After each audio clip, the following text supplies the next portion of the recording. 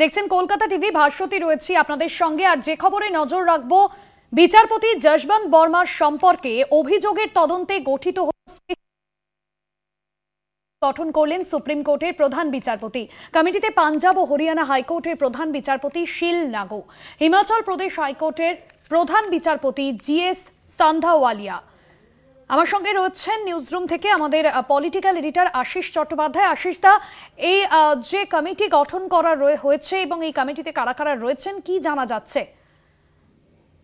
খবর আমাদের কাছে আসছে, সুপ্রিম কোর্টই জানিয়েছে। সুপ্রিম কোর্ট জানিয়েছে যে বিচারপতি ভার্মার বিরুদ্ধে যে অভিযোগ উঠেছে সেই অভিযোগের তদন্ত করা হবে, 1 নম্বর।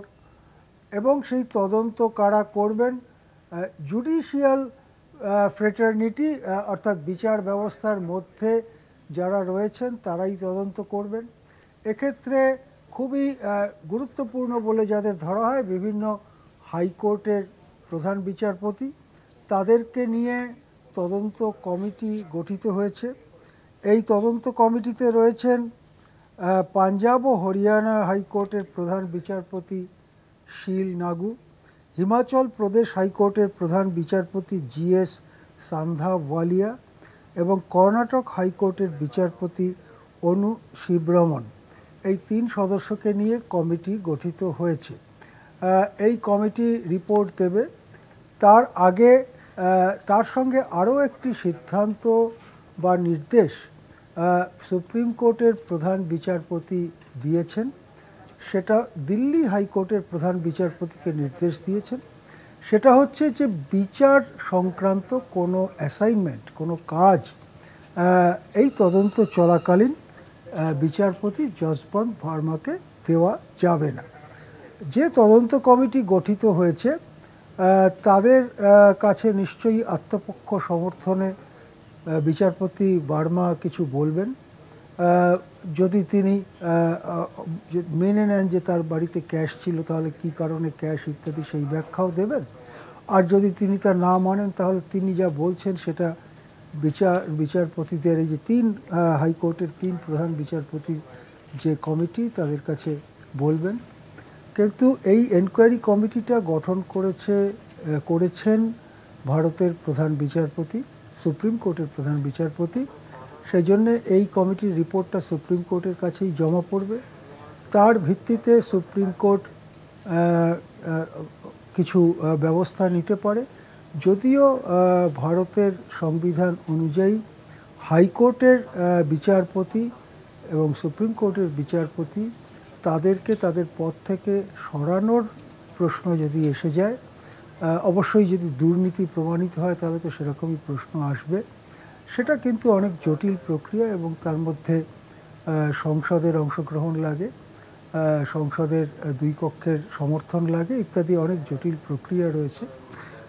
সেই প্রক্রিয়ায় এর আগেও কয়েকবার স্বাধীন ভারতবর্ষে এগোতে হয়েছিল ভারতীয় গণতন্ত্রকে।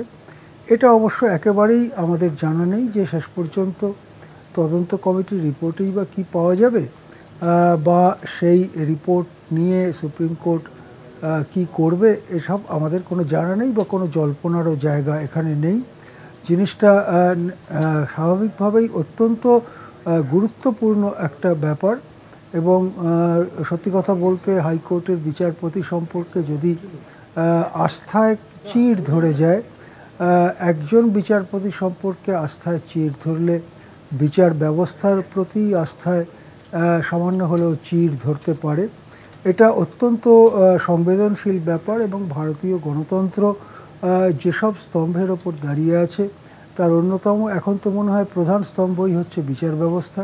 সুতরাং বিচার ব্যবস্থার যে পবিত্রতা, বিচার ব্যবস্থার যে সততা এবং পবিত্রতা, সেই জিনিস লঙ্ঘিত হচ্ছে এরকম ধারণা যদি জনমানসে ছড়িয়ে যায়, তাহলে মানুষ যাবেন কোথায়?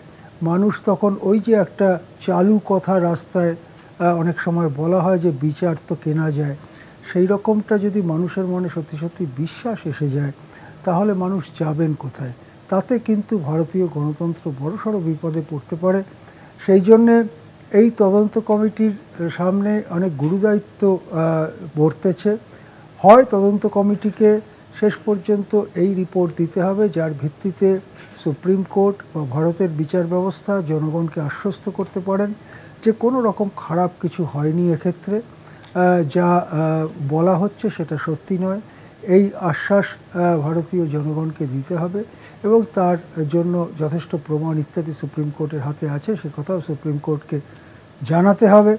আর তা যদি না হয়, যদি কোনো সমস্যা থাকে, কোনো অপরাধমূলক ব্যাপার থেকে থাকে, তাহলে সুপ্রিম কোর্ট কি ব্যবস্থা নেবে এবং শেষ পর্যন্ত সেই ব্যবস্থাটা যাতে সাধারণ মানুষের মনে যে আস্থা রয়েছে বিচার ব্যবস্থা সম্পর্কে, সেই আস্থা অটুট থাকে, সেই জিনিসটা নিশ্চয়ই সুপ্রিম কোর্ট দেখবে। এখন দেখার যে কতদিনে এই তদন্ত প্রক্রিয়া শেষ হয় এবং তারপরে এই জিনিসটি কোন দিকে যায়। হ্যাঁ, ধন্যবাদ জানাবো আশিস দা আপনাকে। আমার সঙ্গে ছিলেন আমাদের পলিটিক্যাল এডিটর আশিস চট্টোপাধ্যায়। ধন্যবাদ আশিস দা।